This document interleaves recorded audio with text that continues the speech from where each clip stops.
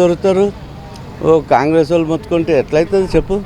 అందరూ కలిసికట్టుగా ఓట్లు వేసినాం కాబట్టి అందరూ కష్టపడాలి. దానికి లేట్ అయింది. ఒక్కడేం చేస్తావు చెప్పు. అంటే సార్ ఇప్పుడు ఈ 6 గ్యారెంటీలు అయితే నెరవేర్చే దిశగానే వెళ్తున్నారు. తప్పకుండా ఈ 6 గ్యారెంటీలు తప్పకుండా 100% 6 గ్యారెంటీలు ఓకే. చాలా మంది ప్రజల్లో అయితే నెగిటివిటీ అనేది వచ్చింది సార్.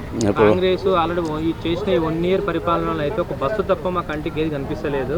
మరి ఇవి చేస్తే ఏమి లేదే. ఒకటి సంసారం బరువు బాధ్యతలు తెలిసినోడు ఎవరైనా సరే ఆ మాట మాట్లాడు. ఇప్పుడు ఇన్ని భూములు పోయినాయి, సర్వనాశమైన చిల్లర ప్రజలు అన్నీ వాళ్ళ భూములన్నీ గుంజుకొని 1,00,000, 2 లక్షలు, 3 లక్షలు అట్లా ఇచ్చి వాళ్ళని నెత్తిమీద చేయి పెట్టేసారు, బూడిద చేసారు. ఇప్పుడు అవన్నీ కొద్దిగా బాగున్నాయి, పర్వాలేదు, దాంట్లో డౌటే లేదు. ఇంకొక 10 సంవత్సరాలు కూడా గెలవాలని మేము అనుకుంటున్నాం. మళ్ళీ కాంగ్రెస్ రావాలి, అప్పుడే వాళ్ళకు చెయ్యి రొటేషన్ అవుతుంది. సార్ ఇప్పుడు కొంతమంది రేవంత్ రెడ్డి గారు మాటలు మాత్రం ఇంత పొడుగు చెప్తున్నారు, చేతలు మాత్రం ఏం లేదని చెప్పి. అవునే, ఎవరు నేర్పిరే? మా అయ్య నాకు ఈత నేర్పుతూనే కదా నేను ఈత నేర్చుకున్నది. మా అయ్య నీళ్ళల్లో తీసుకుపోయి ఈత నేర్వకపోతే నేను ఎట్లా ఈత నేర్చుతా? వాడు ఈత నేర్పుతుండే నేను అంట, తప్పేముంది? ఇప్పుడు మాట 10 మాటలు అన్నాక మనిషికి పౌరుషం రాదా? ఇది మానవ జన్మ కాదా?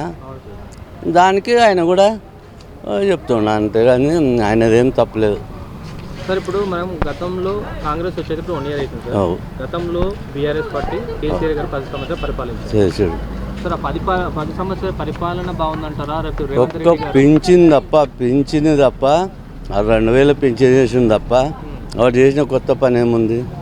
Rythu Bharosa time to time సంవత్సరం. అవును, ఈడు కూడా ఇస్తాడే, కొద్దిగా టైం పడుతుంది. ఈ జనవరి నుంచి స్టార్ట్ చేస్తా అంటుండు, ఇస్తాడు. ఎందుకంటే రొటేషన్ కాలే, డబ్బు కూడా అవసరమే కదా.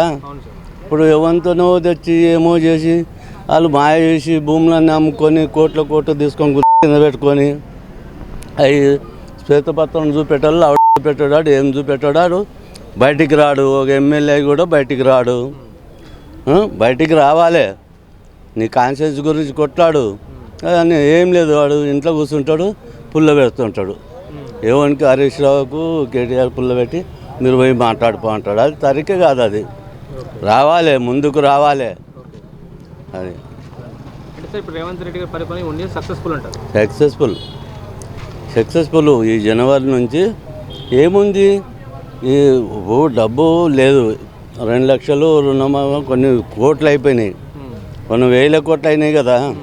ఇప్పుడు జమ కావాలంటే, ఇప్పుడు మన రాష్ట్రంలో డబ్బు జమ కావాలంటే కొద్దిగా బడ్జెట్ కావాలి. కానీ ఇప్పుడు ఈయన కూడా 4 ఎకరాలు భూమి చేస్తాడు, అమ్ముతేనే కదా బడ్జెట్ వస్తే మళ్ళీ నెక్స్ట్ టైం పెట్టుకునేది.